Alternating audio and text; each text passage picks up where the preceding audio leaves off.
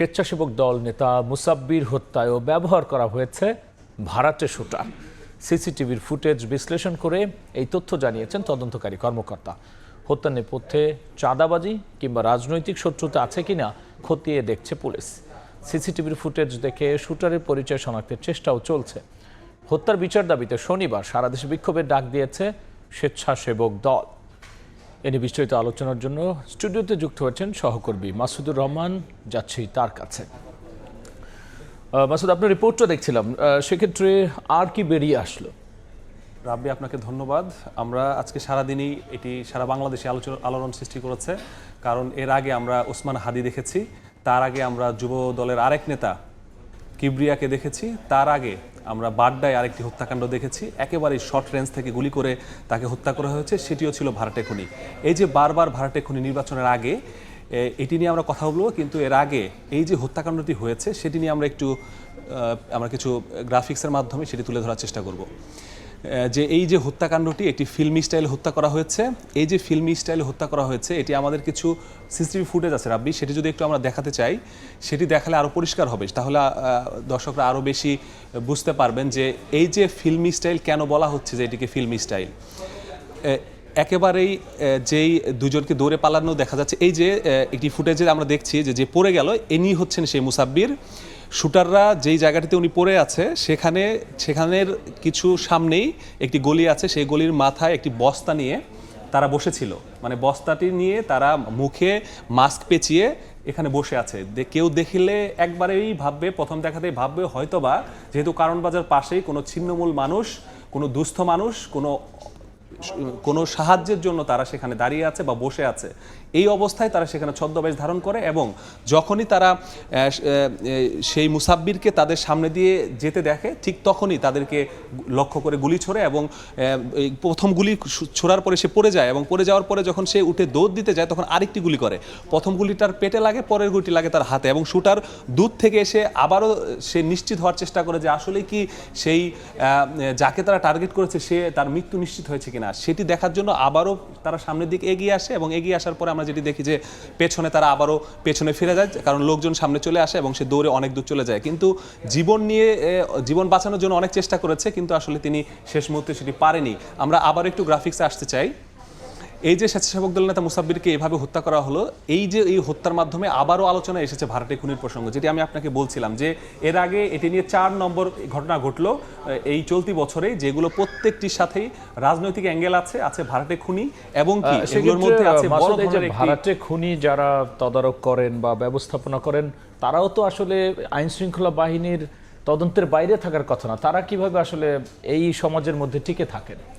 যেই কথাটি আমি বলছিলাম যে ভাড়াটে খুনি এই কারণেই টিকে আছে, কারণ হচ্ছে তাদের যে পেছনে যারা তাদেরকে ভাড়া করছে তারা কেউই আসলে দেশের ভেতরে থেকে ভাড়া করছে না।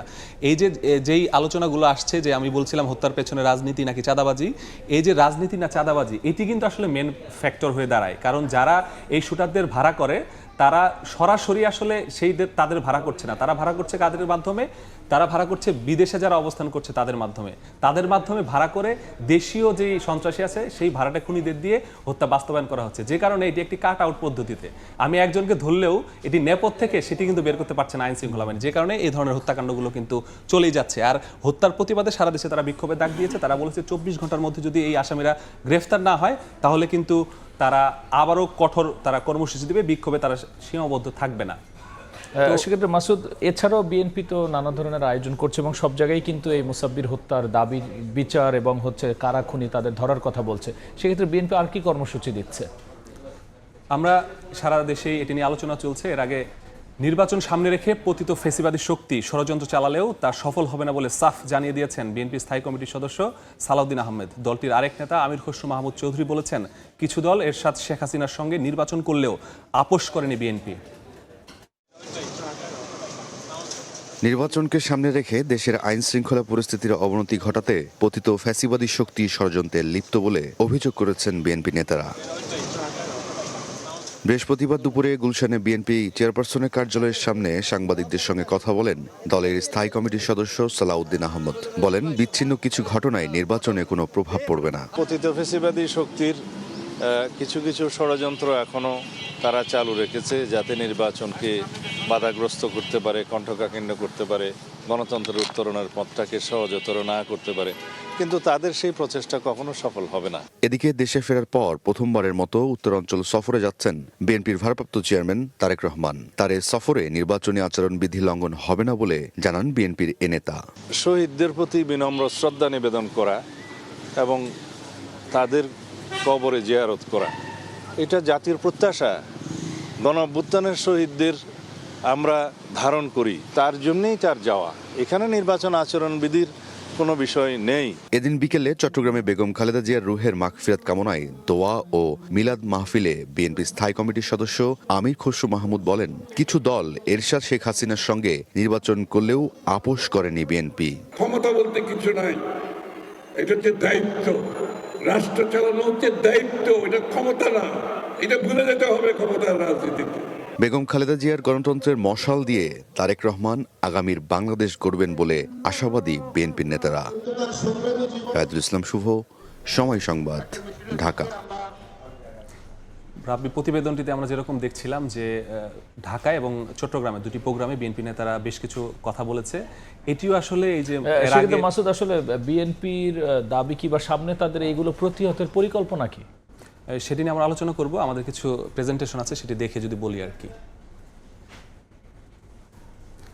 বিএনপির স্থায়ী কমিটির সদস্য সালাউদ্দিন আহমেদ আজকে চেয়ারপারসনের কার্যালয়ে গিয়েছিলেন। সেখানে গিয়ে তিনি বলেছেন যে প্রতীত ফ্যাসিবাদী শক্তির ষড়যন্ত্র এখনো চলমান, সেই চেষ্টা সফল হতে দেবে না। বিচ্ছিন্ন কিছু ঘটনায় নির্বাচনে প্রভাব পড়বে না, সব রাজনৈতিক দল নির্বাচনের বিষয়ে আন্তরিক। এই যে তিনি যে কথাগুলো বলেছেন, সেই কথাগুলো হচ্ছে যে এর আগে যখন মুসাব্বির হত্যার বিষয়টি তাকে জানতে চাওয়া হয় তার কাছে, তখনই মূলত সে এই কথাগুলো বলেছে এগুলো বিচ্ছিন্ন ঘটনা, কোনোভাবেই এই সকল ঘটনার কারণে কোনোভাবেই নির্বাচনে প্রভাব পড়বে না। এবং তারা বলেছে, সাফ জানিয়ে দিয়েছে, যদি এই ধরনের ষড়যন্ত্র আরও চলে, তারা আবারও আগের মতো যেভাবে রাজপথে থেকে সংগ্রাম করেছে সেই সংগ্রামে হুঁশিয়ারি কিন্তু তারা দিয়েছে এবং যারা এই ধরনের ষড়যন্ত্র করছে তাদের কিন্তু সতর্ক করেছে।